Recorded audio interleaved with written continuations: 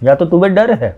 मैं जो विषय समझाने जा रहा हूँ उसमें सबसे ज्यादा अंधविश्वास है। भक्ति दो पाटुन के बीच में साबुत बचा ना कोई, और तुम्हारे मन से हो रही जो भक्ति उसका विनाश कर देते हैं गुरुदेव। क्यों? आज गुरुकुल परंपरा ही लुप्त हो गई, आज कोर्सिस परंपरा हो गई। देवता और असुर में भेद क्या है, और शक्ति की भक्ति कैसे की जाए, और ये विवेक आएगा कहाँ से? समझो तो सही, कन्हैया है कौन? तो कृष्ण संवाद भी कैसे करे? कृष्ण तुम्हें अपना ज्ञान क्यों दे? पर वो चैतन्य का दिया कब जलेगा? मतलब भगवान को अर्जुन पूछ रहा है कि एक सगुण रूप से भज रहा है, एक निर्गुण रूप से, उसमें उत्तम कौन है?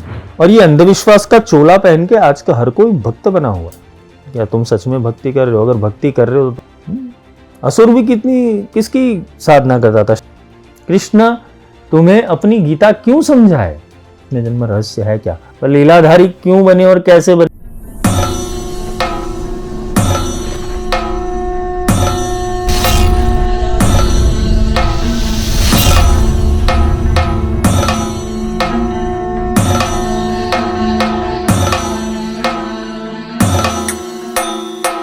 तुम्हारा कुछ बुरा ना हो जाए। भगवान की खोज नहीं है, क्योंकि भगवान का खोजी होगा तो ही तो भगवान तत्व की ओर अग्रसर बढ़ेगा, भगवती तत्व की ओर अग्रसर बढ़ेगा। वो सच में जानना चाहेगा ना, मानेगा नहीं। जब तक मिलेगा नहीं तब मानेगा कैसे? आजकल का सबसे बड़ा जो अंधविश्वास है, मैं अंधविश्वास की बात इसलिए करता रहता हूं क्योंकि मैं जो विषय समझाने जा रहा हूं उसमें सबसे ज्यादा अंधविश्वास है, भक्ति योग। हर इंसान को लगता है कि उससे बड़ा भक्त कोई नहीं है, वो जो कर रहा है वो सर्वश्रेष्ठ भक्ति है। भक्ति दो पाटुन के बीच में साबुत बचा ना कोई। भक्ति के लिए समर्पण चाहिए। भक्ति जब किसी के अंदर उदय हो जाती है उसके मन को तोड़ा जाता है, मन को छिन्न भिन्न किया जाता है, और तुम्हारे मन से हो रही जो भक्ति उसका विनाश कर देते हैं गुरुदेव। क्यों? क्योंकि तुम्हारे हिसाब से ब्रह्म नहीं चलता है, ब्रह्म अपने अनुसार चलता है, उसके नीति नियम और कानून अपने हिसाब से। पहले की गुरुकुल परंपरा के अंदर ये सारी चीजें सिखाई जाती थी। आज गुरुकुल परंपरा ही लुप्त हो गई, आज कोर्सिस परंपरा हो गई, शिविर परंपरा हो गई है। और ये कोर्सिस और शिविर परंपरा के अंदर इंसान उतना ही ज्ञान लेता है कि जितना जरूरत है। तो कोई आध्यात्मिक रूप से केवल और केवल ललिता त्रिपुर सुंदरी को उतना ही जान सकता है, बगलामुखी को उतना ही जानता है, श्री कृष्ण को उतना ही जानता है जितना लोगों ने तुम्हें समझाया है। तुमने खुद अध्ययन नहीं किया है, ना ही तुम्हारे अंदर सवाल खड़े हुए कि इसको प्राप्त करने के लिए क्या करो। और ये अंधविश्वास का चोला पहन के आज का हर कोई भक्त बना हुआ। मैं सबसे बड़ा भक्त हूं, और भक्ति दिखाने के लिए बहुत सारे साधन हैं। आजकल तो सबके हाथ में कैमरा है। वो जहां जहां भक्ति करता है उसकी फोटो खींचता है, जो जो सेवा करता है उसका वीडियो उतारता है और अपने स्टेटस और प्रोफाइल फोटो के अंदर डाल देता है। भक्ति दिखावे का साधन नहीं है। भक्ति का जब उदय हो जाता है तो तुम्हें भगवान को बताने की जरूरत नहीं है। भगवान स्वयं तुमसे संवाद करेगी कि तुम भक्त हो कि नहीं। अंदर वाला आत्मा तो सब जानता है कि भाई किस छिछोरे पने से तुम गुजर रहे हो। क्या तुम सच में भक्ति कर रहे हो? अगर भक्ति कर रहे हो तो तुम्हारे अंदर से तुम दुर्गुण मुक्त हो जाओगे, तुम्हारा अहंकार मिट जाएगा, तुम्हारा मैं मिट जाएगा। तुम्हारी की हुई जो साधना है वो एक क्षण के अंदर व्यर्थ हो जाती है जब तुम्हारे अंदर अहंकार प्रकट हो जाता है। अहंकार प्रकट होने के ऊपर ही तुम असुर बन जाते हो। देवता और असुर में भेद क्या है? असुर अहंकार से चलता था और देवता नम्रता और विवेक से चलते थे। और नम्रता और विवेक के अंदर आलस्य आ जाता है तो देव देव आलसी पुकारे। देवता भी अपना, इंद्र भी अपना स्वर्ग से हिल जाते। ये अलभ्य संयोग है। असुर भी किसकी साधना करता था? शक्ति की साधना करता था।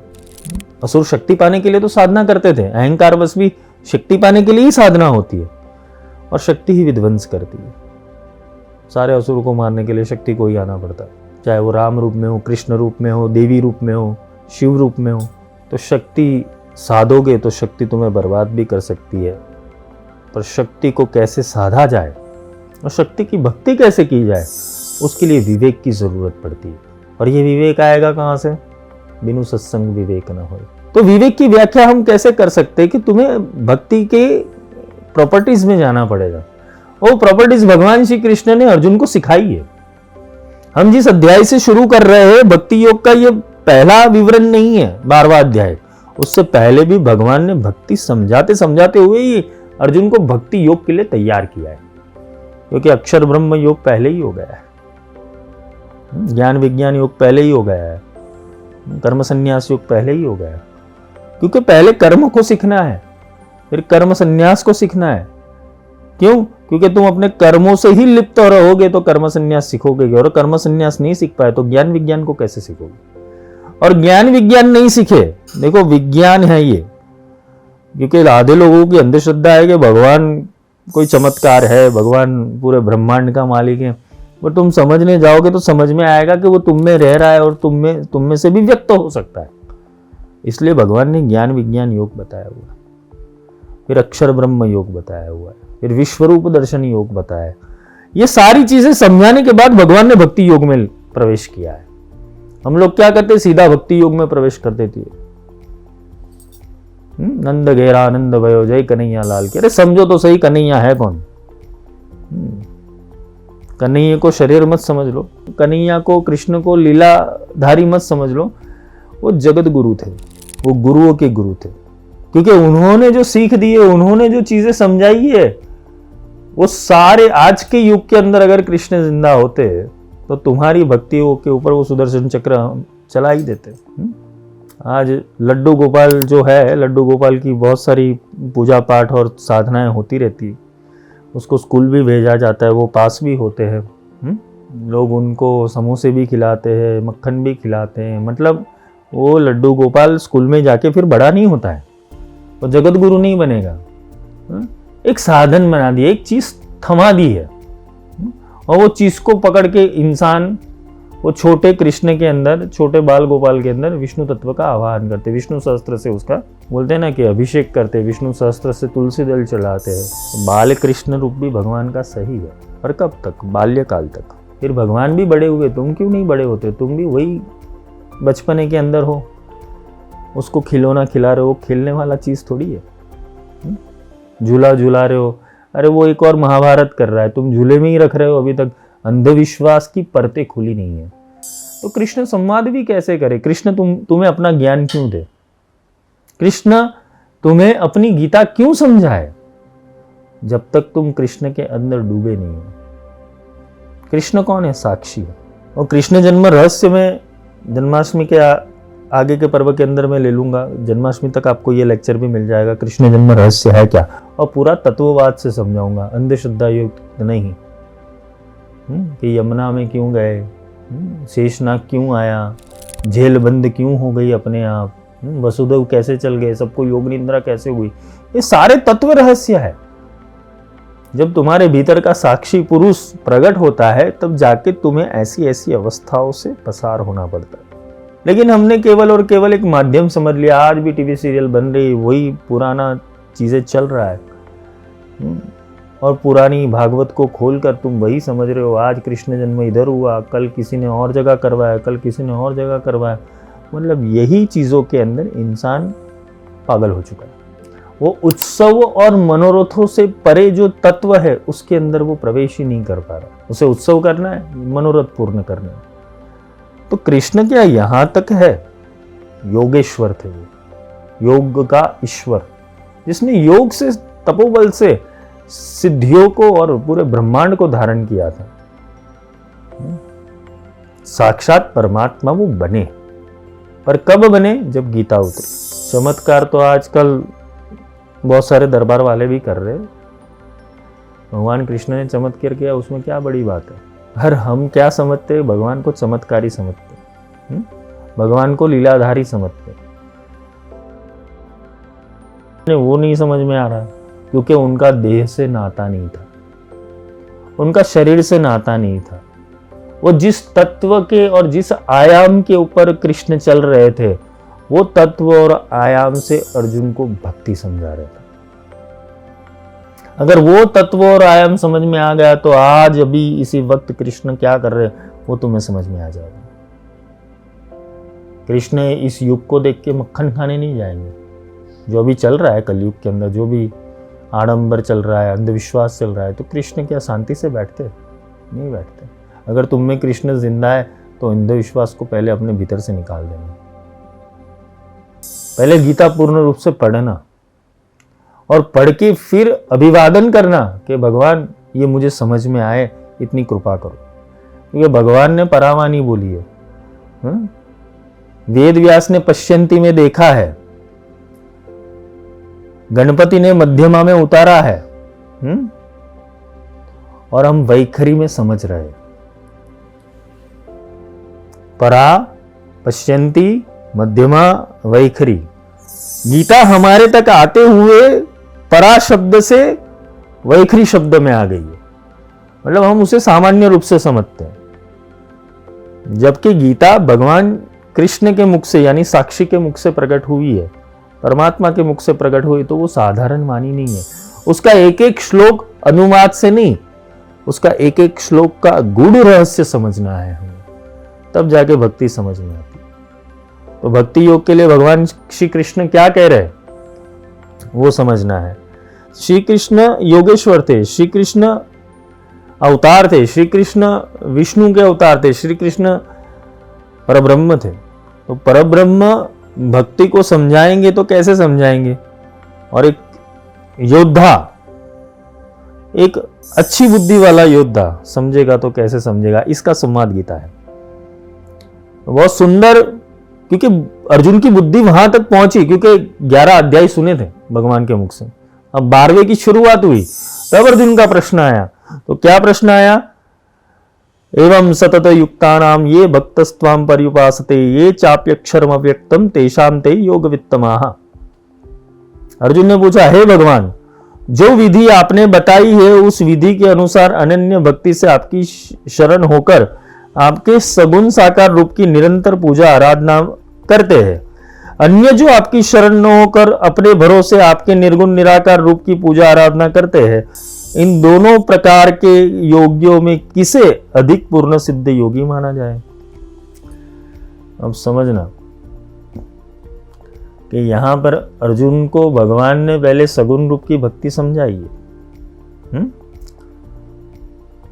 किंतु यहां प्रश्न भगवान ने उसके अंदर बीज छोड़ा था निर्गुण की भक्ति, क्योंकि उन्होंने बोला कि मैं अक्षर ब्रह्म हूं। तब अक्षर ब्रह्म से यहां भक्ति द्वैत और अद्वैत तत्व के अंदर अलग हो गई। एक होता है जो भगवान को द्वैत रूप से भजता है। द्वैत का अर्थ है कि अपने से अलग, अपने से बाहर, उसे द्वैत तत्व कहते हैं। और जो योगी होता है वो अपने भीतर परमात्मा की खोज करता है। एक होता है कि जो बाहर यानी प्रकृति की सेवा करेगा, इंसानों की सेवा करेगा, किसी गुरु की सेवा करेगा, किसी मंदिर में जाके मूर्ति की सेवा करेगा, अपने घर पे लड्डू गोपाल को बिठा के सेवा करेगा। ये सारी चीजें सगुण भक्ति है। और एक होता है योगी, जो योगी करता है निर्गुण भक्ति।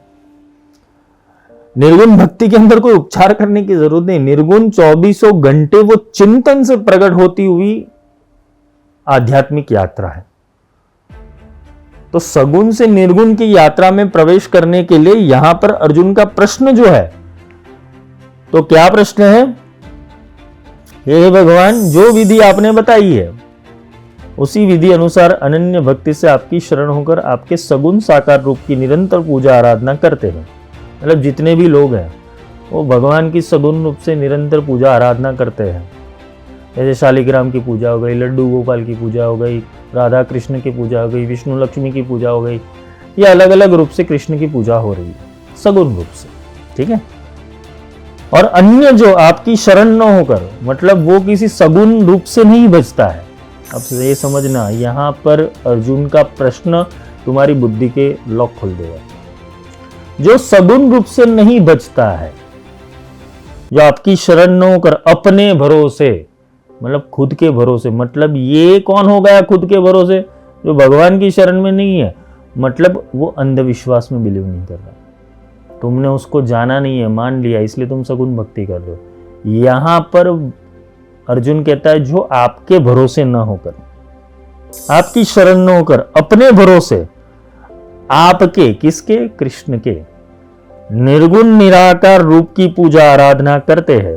मतलब एक सगुण उपासना हो गई और एक निर्गुण निराकार की उपासना हो गई। एक जो उपासना करते हैं जो तुम्हें जगत सिखा रहा है, और एक होता है जो खुद की खोज लगाकर किसी तत्वदर्शी गुरु के शरण में जाकर वो तत्व की उपासना सीखता है। मतलब तुम्हारे मन के सारे प्रश्न खत्म हो जाते हैं वहां पर। फिर जाके तुम भगवान को बाहर नहीं अपने भीतर ढूंढोगे। मुझ में ब्रह्मा, मुझ में विष्णु, मुझ में शिव है, मुझ में शक्ति, फिर मैं काहे मंदिर जाऊं, फिर मैं काहे तीर्थ नहाऊं। जब तुम्हारे भीतर का चैतन्य प्रकट हो जाएगा फिर तुम्हें किसी मंदिर तीर्थ की जरूरत ही नहीं है। पर वो चैतन्य का दिया कब जलेगा? जब तक तुम्हारी बुद्धि योग खुलेगा नहीं। और ये बुद्धि योग इसलिए भी नहीं खुलता है क्योंकि तुम्हें कोई प्रश्न देने वाला गुरु नहीं मिला। ये प्रश्न अपने आप से पूछना पहले कि निर्गुण निराकार रूप की पूजा आराधना करते इन दोनों प्रकार के योगियों में किस अधिक पूर्ण सिद्ध योगी माना जाता है। मतलब भगवान को अर्जुन पूछ रहा है कि एक सगुण रूप से भज रहा है, एक निर्गुण रूप से, उसमें उत्तम कौन है? तो भगवान का जवाब देखना बहुत सुंदर है। मय्यावेश्य मनो ये मा नित्य युक्ता उपासते श्रद्धया पर्योते पेतास्ते में युक्त तमा मताहा। भगवान ने कहा, हे अर्जुन, जो मनुष्य मुझ में यानी अभी कृष्ण का जो रूप है वो विभूति योग में समझना पड़ेगा कि वो कौन कौन है। और यहाँ भगवान कह रहे हैं कि जो मनुष्य मुझ में अपने मन को स्थिर करके निरंतर मेरे सगुण साकार रूप की पूजा में लगे रहते हैं और अत्यंत श्रद्धा पूर्वक मेरे दिव्य स्वरूप की आराधना करते, वह मेरे द्वारा योगियों में अधिक पूर्ण सिद्धि योगी माने जाते हैं। मतलब सिद्ध योगी की परिभाषा भगवान श्री कृष्ण यहाँ पर यह समझा रहे कि नित्य युक्ता उपासते, तो कैसे उपासना करनी है कि जो मन को स्थिर करके, पहले तो मन स्थिर करना है, निरंतर मेरे सगुण साकार, यानी कि जो भी दर्शन से जगत को भगवान ने दर्शन दिए, बांसुरी बजाते, सुदर्शन चक्रधारी, शालिग्राम रूप से, अलग अलग रूप से, जो मेरे सगुण साकार रूप की पूजा में लगे रहे। और यहाँ पर देखना, ये श्लोक को समझने के लिए यहाँ पर ब्रेक मारनी पड़ेगी क्योंकि सगुण साकार रूप की बात हो गई। जय माई की।